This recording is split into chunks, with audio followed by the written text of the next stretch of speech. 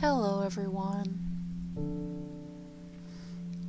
I found some really relaxing music for this video, so I'm going to try to talk in a very smooth and calming way, which is totally different than I normally speak.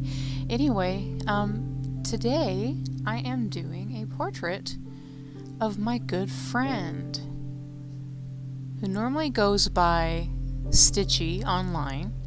If you've ever seen me at a convention, you've probably met Stitchy as well. They often come with me and help me table, and they're really awesome. So this is their newest haircut, which is amazing, and they wanted to have a nice new portrait of themselves. And as you can see, my cat likes to assist me. She's also assisting me in recording, so if you hear any weird fur noises, that would be her.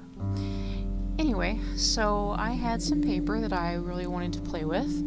I measured out the size of the paper so that I would know what proportions I needed to work for on my sketch. And then I proceeded to sketch. I wanted to keep my style intact while still communicating the personage of my good buddy Stitchy, which is why the eyes are huge and obnoxious. I also realized, maybe belatedly, that my proportions on the face are a little off. I think it has to do with my making the ear too large. So normally what I do is I line up the eye line with the top of the ear and the bottom of the nose with the bottom of the ear. And since I made the ear too big, it threw off everything else. So you have to make sure that your ship is in shape. So now I am transferring the sketch onto my paper. I had originally decided I was just going to tap it down a couple places, and then I was like, oh no, I'll put a nice border around it, except I didn't quite do that. And then I got a brand new drawing quill pen to play with, and some Higgins ink, which I did not even look and see if it was waterproof or not. It is not waterproof. So that's something that you need to look at if you're going to be using watercolor, as I am going to be on this drawing. In the end, though, it didn't really hurt me too much. Now, when you're using a quill pen, you have to pull all the time. You can't push. If you push like you would with maybe a felt tip pen, you're going to end up breaking your quill and doing terrible things and ruining your investment. So instead of your normal methods, you have to kind of turn the paper as you go, which you'll notice me doing hardcore once I really get going on this. So it really changes the quality of your lines. I'm used to drawing with much thicker, cartoonier lines, so this was a nice challenge for me. You can, of course, get different sized quills with different effects and draw with bigger lines if you want, but a lot of the time I see people doing more fine detail work with these. I think that's what they're most suited for.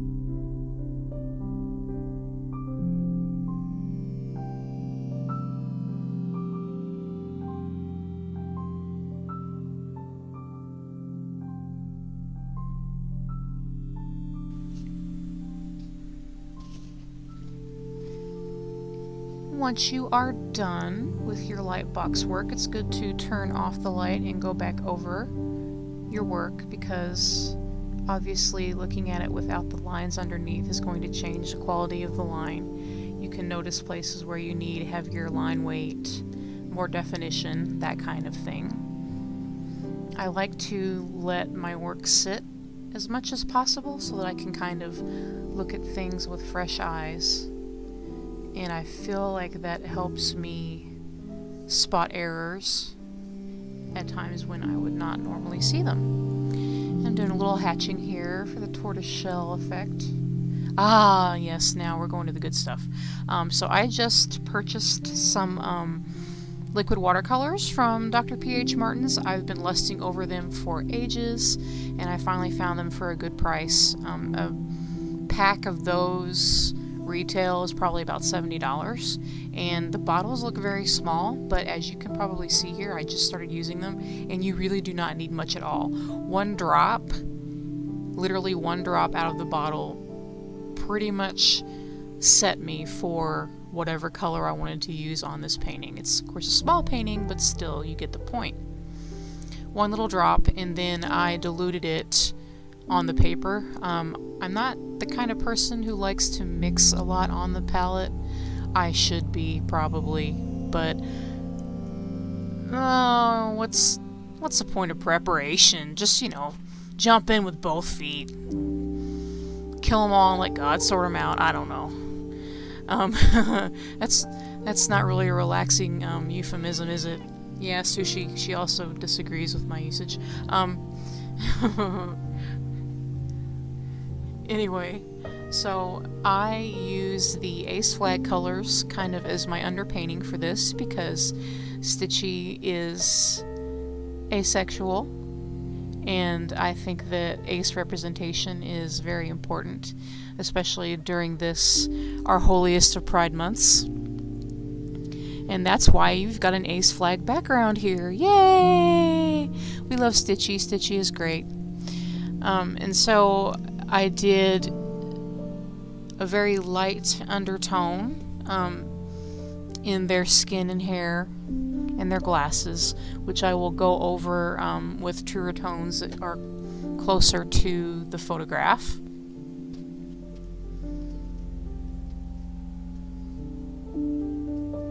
Now I'm going back and layering colors in order to get closer to the photograph, starting with a base tone for their hair, which is brown, but it's kind of a very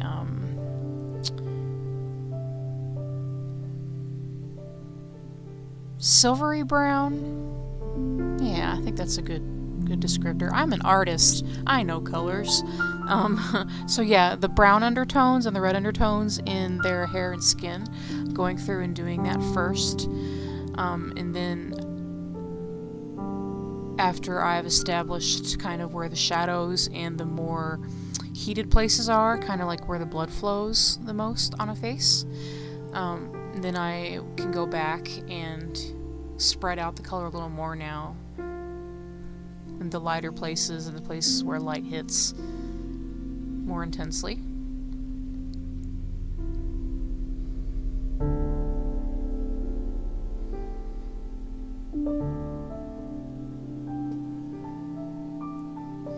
Now I'm going to go back and bring some of the cooler tones into the foreground, and also add some more depth to my shadows.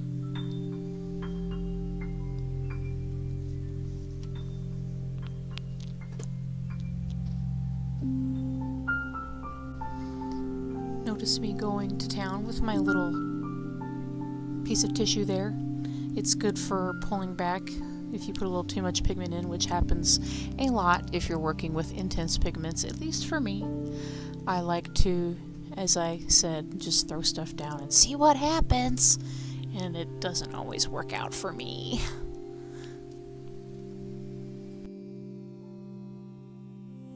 So now here you see I'm adding some more warm colors over my blue shadows and into the more blushy areas of their face to pull up some more human-like qualities rather than zombie-like qualities, which you can get if you let the skin get too gray.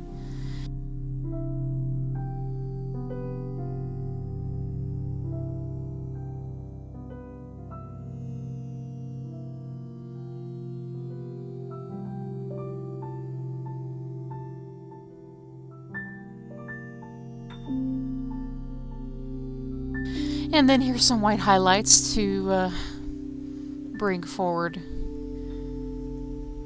the shininess in the hair and the glasses. Wow. One thing I don't show here that you will notice at the end is that I went back and digitally fixed the proportions that I messed up.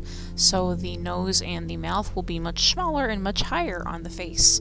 Thank God for Photoshop.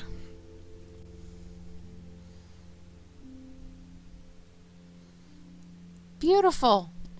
And that's all she drew. Thanks for watching.